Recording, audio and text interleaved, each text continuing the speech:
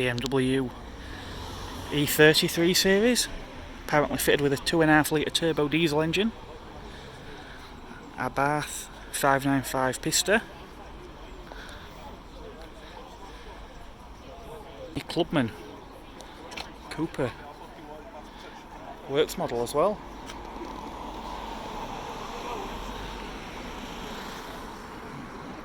Peugeot 208 GTI, probably the same engine as I had in my DS3. A BMW i8.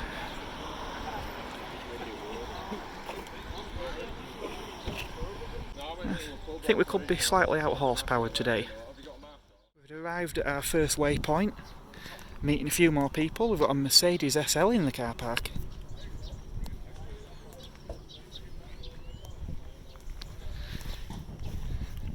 SL 350. Another Mini.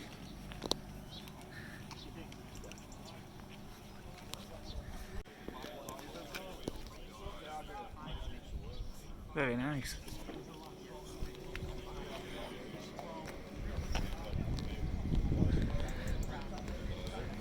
i8 again.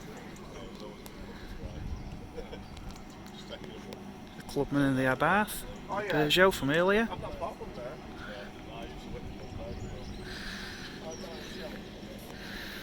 And also an Audi RS4. BMW M2.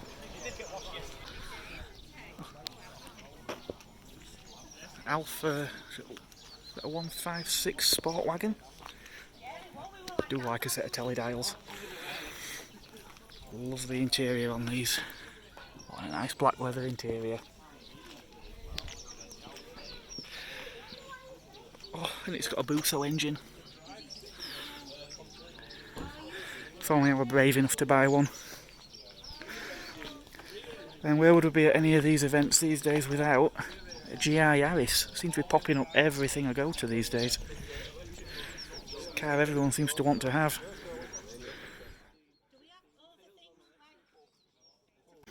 A few more arrivals. An Audi TTS. Nissan 370Z. I do quite like those. Toyota Supra. They're definitely a good era for Toyota. I remember these being out, and the Celicas and the MR2s. Always wanted one at the time. Inevitably, when travelling with a group of vehicles, it wasn't long before the pack got separated, probably within the first couple of junctions after the smokehouse. Of the first leg, this was probably the most scenic, with the valley down to the right hand side there.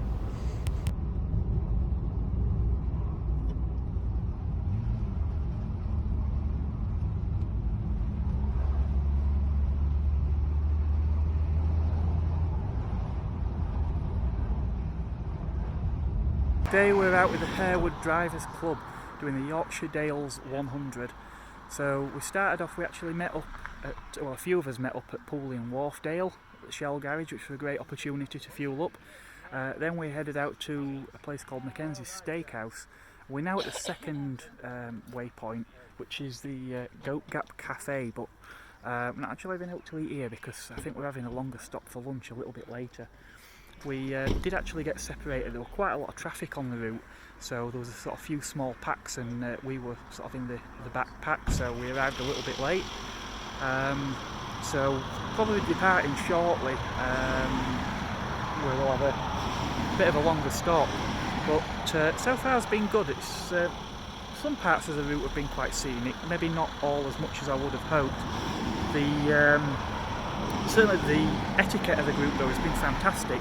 Sometimes with these things it can get a little bit crazy, but everyone's been so disciplined. I had the Supra behind me, and the Supra and the S2000 were following the Audi TTS, and I can't remember what the other vehicle was that was in front now, but you know, because there was traffic, where there was opportunities to overtake, nobody were going crazy, people were sort of waiting for each other, so it was really refreshing for this kind of thing.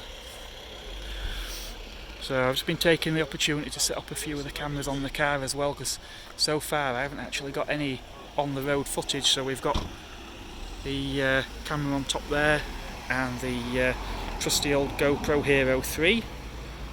Getting a bit old now, but it seems to do the job.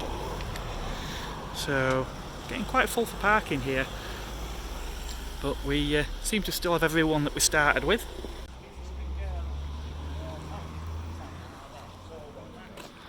This looks like a great place. I wish we'd arrived a little bit earlier, because I could definitely go for something to eat at the moment.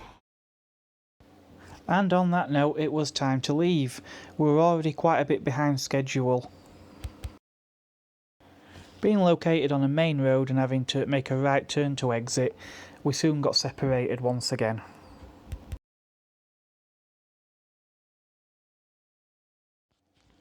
Shortly after we exited the main road, then it wasn't long until we was reunited again with the rest of the pack.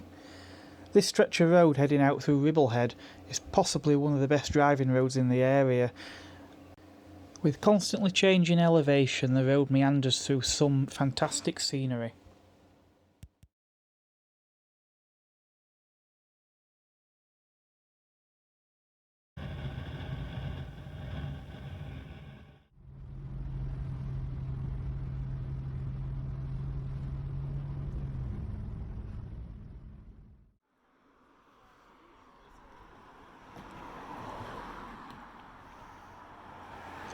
A little bit further ahead we pulled over into this large lay-by, which just gave an opportunity for any vehicles that were still separated to regroup with the rest of the pack.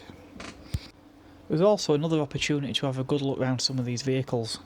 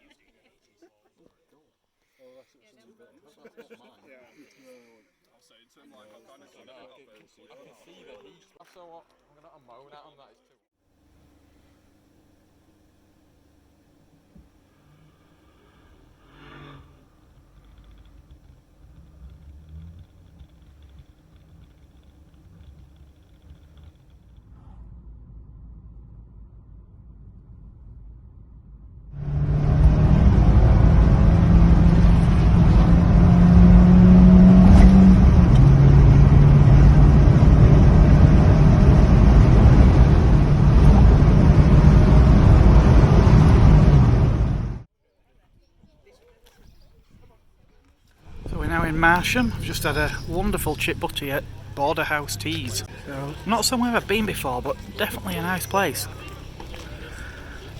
But typical British summer is now started raining.